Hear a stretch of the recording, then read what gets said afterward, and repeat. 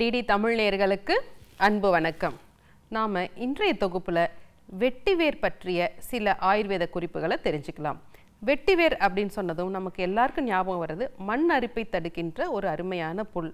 மண் அரிப்பை மட்டும் தடுப்பதில்லை, மண்ணில் இருக்க கழிவுகளை நீக்குவதற்கும் நீரை தேக்கி வைப்பதற்கும் விவசாயிகள்னால பெருமளவில் பயன்படுத்துகிறோம்.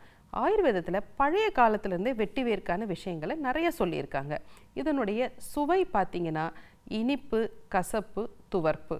இனிப்பு கசப்பு இருந்தாலே அது பித்தத்தை நல்லா குறைக்கும். இரண்டாவதாக பார்த்திங்கன்னா அது வறட்சி தன்மையை உடலில் கொடுக்கக்கூடியது. அதற்கப்புறம் அதிக குளிர்ச்சியை கொடுக்கக்கூடியது. ஏன்னா வெட்டிவேர்னாலே நமக்கு குளிர்ச்சி அப்படிங்கிறது நம்ம எல்லாருக்கும் தெரியும். ஒரு நறுமணமான பொருள் இது. இதில் ஒரு நல்ல எண்ணெயும் இருக்குது. சரி, இதை எப்படி நம்ம உடம்புல வேலை செய்யுதுன்னு பார்க்கலாம். இதனுடைய குளிர்ச்சி தன்மை, வறட்சி தன்மை, இனிப்பு சுவை பித்தத்தை சிறந்த அளவில் நமக்கு கண்ட்ரோல் பண்ணும்.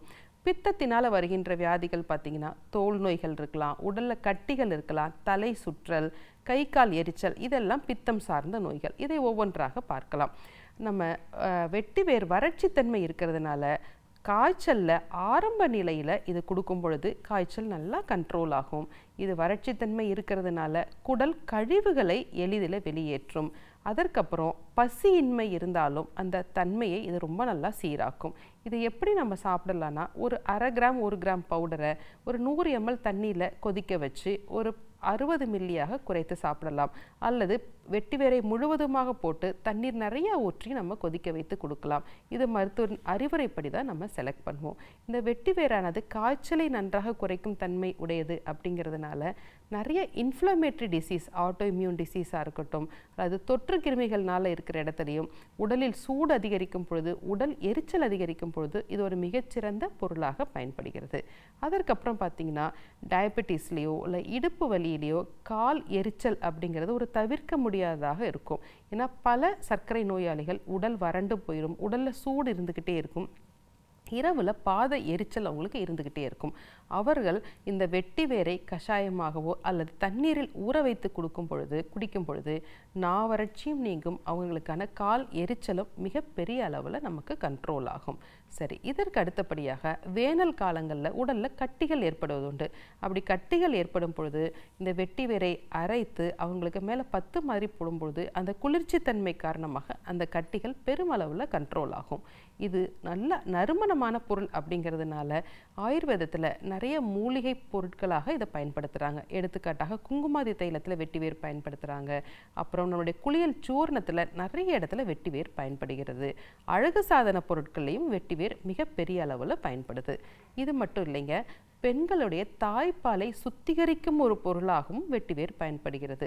ஆயுர்வேதத்தில் தாய்ப்பால் அப்படிங்கிறது குழந்தைக்கு ஒரு அருமருந்து.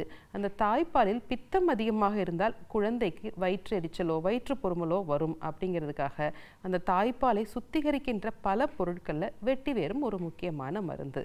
அதே போல் விந்தணுக்களில் ஏதேனும் தொற்று கிருமிகள் இருந்தால் அந்த விந்தணுக்களில் சீழ்தன்மையோடு இருக்கும். அந்த மாதிரி இடத்துலையும் இந்த வெட்டிவேரை ஒரு கஷாயமாக அவங்க பயன்படுத்துகிறாங்க. இப்படி பல நிலைகளில் வெட்டிவேரை நம்ம பயன்படுத்தலாம்.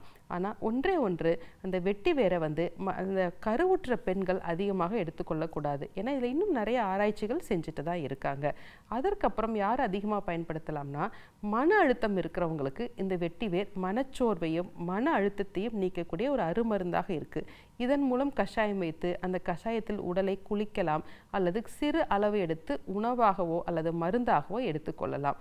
இப்படி படிப்படியாக வெட்டிவேர் நம்ம உடலில் இருக்க பித்தத்தை நன்றாக நீக்கும், நாவறட்சியை நீக்கும், உடல் எரிச்சலை குறைக்கும், மனச்சோர்வை நீக்கி நல்ல தூக்கத்தை ஏற்படுத்தும். அதனால தான் இன்றைக்கி வெட்டிவேரில் செஞ்ச மாலைகள் நிறைய விற்கிது, தலகணி நிறையா இருக்குது. இந்த மாதிரி வெட்டிவேரோட பயன்பாடு நிறையா இருக்குது. இதை மருத்துவரின் அறிவுரைப்படி குறைந்த அளவில் எடுத்து நம்ம சாப்பிடும் பொழுது என்றைக்குமே நம்ம ஆரோக்கியமாக இருக்க முடியும். சரி நேயர்களே, இன்றைக்கு வெட்டிவேர் பற்றிய சில குறிப்புகளை தெரிந்து கொண்டோம். வேறொரு நிகழ்ச்சியில் சந்திக்கலாம். நன்றி.